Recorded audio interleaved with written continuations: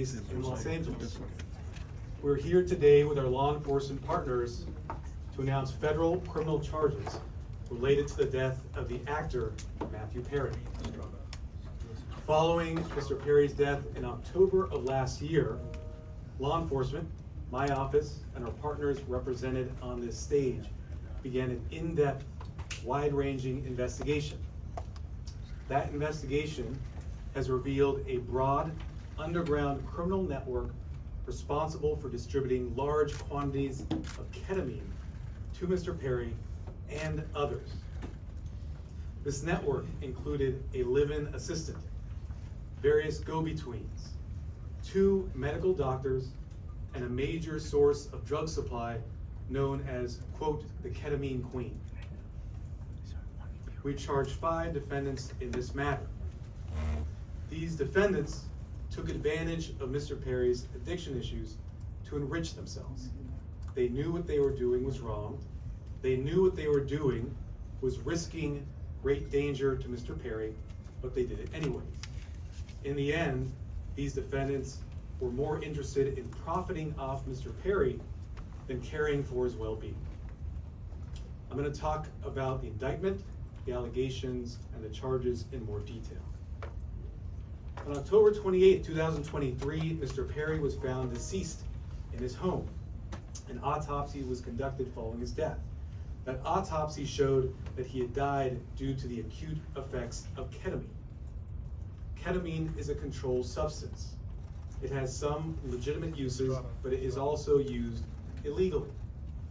It is used by people seeking to disassociate from reality.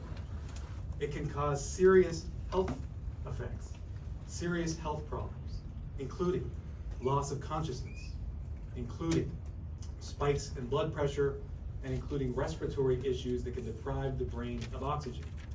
For that reason, it is a drug that must be administered by medical professionals, and the patient must be monitored closely. That did not occur here. This investigation focused on who supplied the ketamine to Mr. Perry. As many of you know, Mr. Perry struggled with addiction in the past. And on many occasions, he sought help with his addiction issues. The investigation revealed that in the fall of 2023, Mr. Perry fell back into addiction, and these defendants took advantage to profit for themselves. The 2 lead defendants in this case are defendants Salvador Plasencia and defendant Jasveen Sangha. First, I'll talk about defendant Plasencia. Defendant Plasencia was a medical doctor. He worked with another medical doctor, defendant Mark Chavez, to obtain ketamine. He then worked with Mr. Perry's live-in assistant, defendant Kenneth Iwamasa, to distribute that ketamine to Mr. Perry. Over 2 months, from September to October 2023, they distributed approximately 20 vials of ketamine to Mr. Perry in exchange for $55,000 in cash. Defendant Plasencia saw this as an opportunity to profit off of Mr. Perry. He wrote in a text message in September 2023, quote, "I wonder how much this moron will pay." He also stated in text messages that he wanted to be Mr. Perry's sole source of supply. He wrote in a text message that he wanted to be Mr. Perry's, quote, "go-to for drugs." As a doctor, defendant Plasencia knew full well the danger of what he was doing. In fact, on one occasion, he injected Mr. Perry with ketamine, and he saw Mr. Perry freeze up and his blood pressure spike. Despite that, he left additional vials of ketamine for defendant Iwamasa to administer to Mr. Perry. Of course, defendant Iwamasa had no medical training to speak of. Defendant Plasencia knew what he was doing was harming Mr. Perry. He had spoken to another patient in mid-October 2023, and he told that patient that Mr. Perry was spiraling out of control with his addiction. Nonetheless, defendant Plasencia continued to offer ketamine to Mr. Perry. Likewise, defendant Sangha knew what she was doing was harming defendants and also Mr. Perry. She took advantage of Mr. Perry by selling large amounts of ketamine to Mr. Perry over a 2-week period in October of 2023. She sold approximately 50 vials of ketamine for approximately $11,000 in cash. She worked with a broker, defendant Eric Fleming, and also the live-in assistant, defendant Iwamasa, to distribute this ketamine. Sangha and the broker, defendant Fleming, saw this as an opportunity to profit off of Mr. Perry.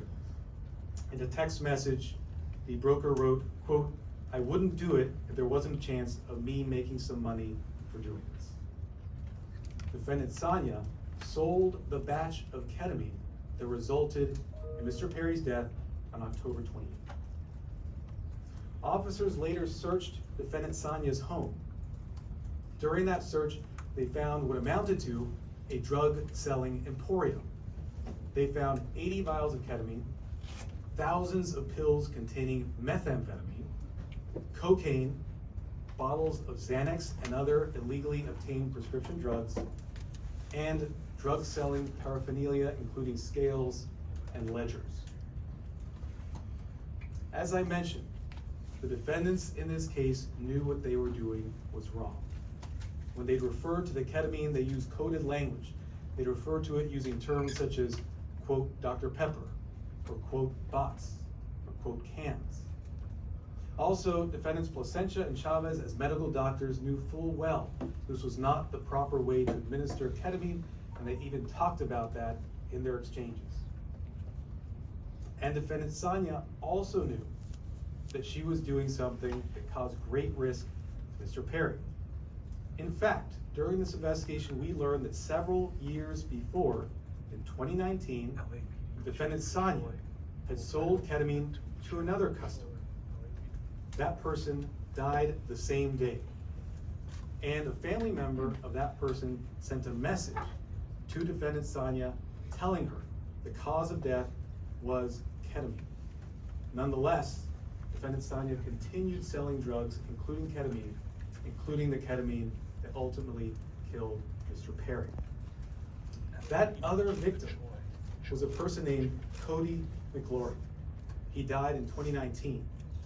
As a result of this investigation, we have filed a drug distribution charge related to the death of Mr. McGlory. After Mr. Perry died, these defendants tried to cover up what they'd done. On October 28th, after reading news reports of Mr. Perry's death, defendant Sangha wrote a text message to defendant Fleming saying, quote, delete all our messages. Likewise, after Mr. Perry's death, defendant Placencia falsified medical records and notes to try to make it look like what he was doing was legitimate. It was not. We have filed numerous federal charges against the 5 defendants.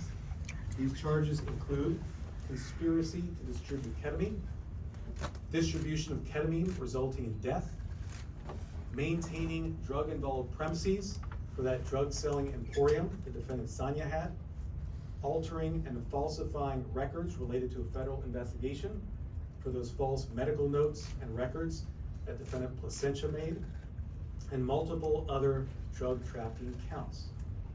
Of course, the defendants are presumed innocent until proven guilty. The penalties these defendants face are very significant.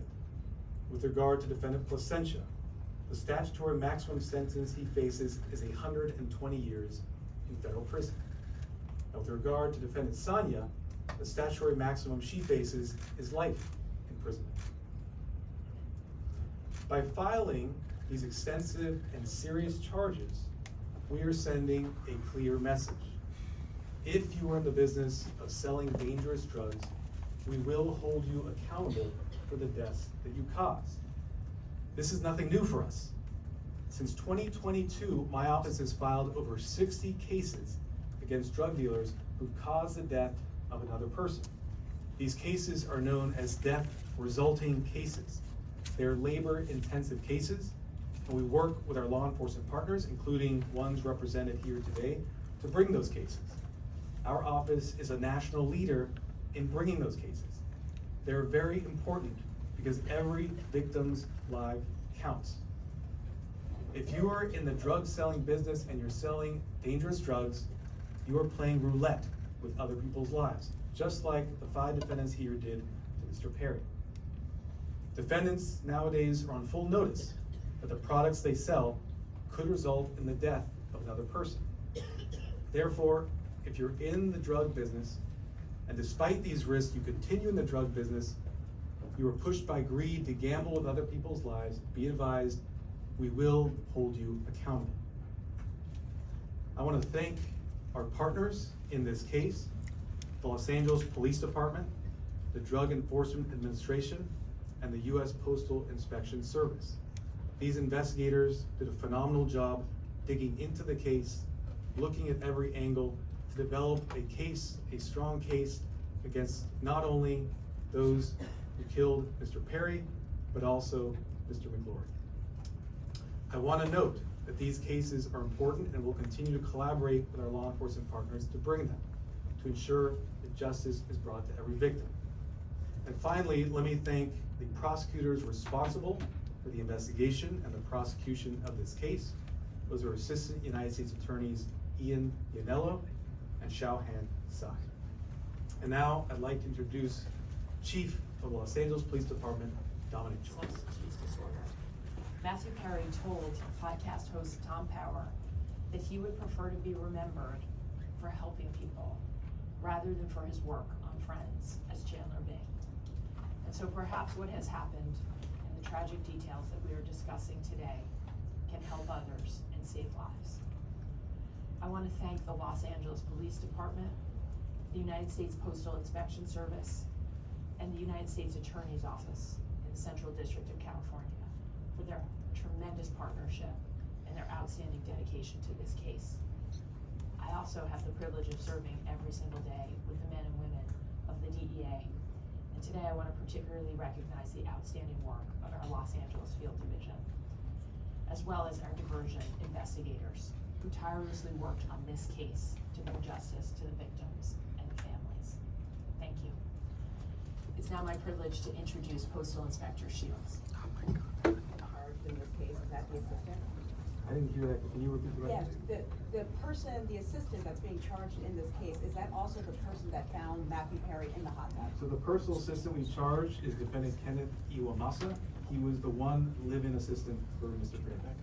Did law enforcement look into the doctor, when the patient tragically died in 2019, did law enforcement look into that death when they found out the patient died? I can't comment on that. What I can say is that through this investigation, we were able to connect Defendant Sangha to that death in 2019 and file a charge related to that to vindicate the victim and co-employee. Are there any details about the search Yes. warrant? Can you talk a little bit about, and maybe this is for DEA Administrator Milgram, but can you talk a little bit about the line between legitimate ketamine therapy treatment and was, Matthew Perry ever receiving legitimate ketamine therapy treatment?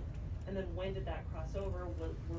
Were the defendants involved in that clinic where he was receiving legitimate treatment, if that's the case? So let me say this. Yeah. In this case, we are not talking about legitimate ketamine treatment. We're talking about 2 doctors who abused the trust they had, abused their licenses to put another person's life at risk. 5 defendants who, as I mentioned, knew what they were doing was wrong. In fact, one of them has sold ketamine that resulted in the death of another person in 2019. Nothing about what we see today was legitimate, and that's why we filed criminal charges. Was he ever in? Yes. Is this the beginning of an enforcement effort specifically against ketamine? I know you mentioned past cases, the 60 cases, and DEA mentioned it as well. Is there going to be a focus specifically around ketamine? I think what you've seen is that this is not the beginning, but a continuation of an enforcement effort against synthetic drugs of all kinds. Synthetic drugs, ketamine, but also methamphetamine, fentanyl, are killing people each and every day. We in law enforcement and with the U.S. Attorney's Office are on a campaign to address this and send a message that if you sell drugs, it results in the death of another person, the consequences will be severe. Any details about the search warrant? ¿Nos puede decir de los doctores que fueron detenidos? Hay dos doctores que son los acusados en este caso, el doctor Plasencia y el doctor Chávez. Los dos están acusados en este caso. El doctor Plasencia fue arrestado hoy en la mañana. El doctor Chávez, the ketamine queen, was that she was a major source of supply for ketamine to others as well as Mr. Perry. I think the fact that we searched her house and found a drug selling emporium, including 80 vials of ketamine, would strongly suggest she was selling to many other individuals. But can you give a number, dozens, tens? I cannot, unfortunately. Any evidence as far as this has gone You- outside of LA? Let me, the gentleman there in the back. Extra TV, what has been Matthew's parents' or family's reaction to the news coming out today? So I won't comment on specific statements made by victims' families. We value confidentiality. What I will say is that the work of our office is victim-driven. We work with victims, including their families, each and every day, not just on this case, but on all our cases, including the over 60 death-resulting cases I mentioned earlier. We have been in communication, and I will leave it at that. Yes? Hello, sir. I think as I mentioned, we've linked her to sales of ketamine, which resulted in at least 2 deaths. We searched her home, we found a drug selling emporium. I can't comment, I can't speculate on things such as what you're suggesting. I will say, in this case, she is facing very significant federal charges, including a charge that carries a 10-year mandatory minimum sentence. Yes, sir. Were these 5 continuing to sell ketamine or other drugs after Perry's death? I can't comment on that in terms of where they were selling. No, like in What- terms of afterwards, were they What I still- can say is that we searched the home of one of the defendants following Mr. Perry's death. She had 80 vials of ketamine, thousands of pills of methamphetamine, cocaine, bottles of Xanax. Thank you very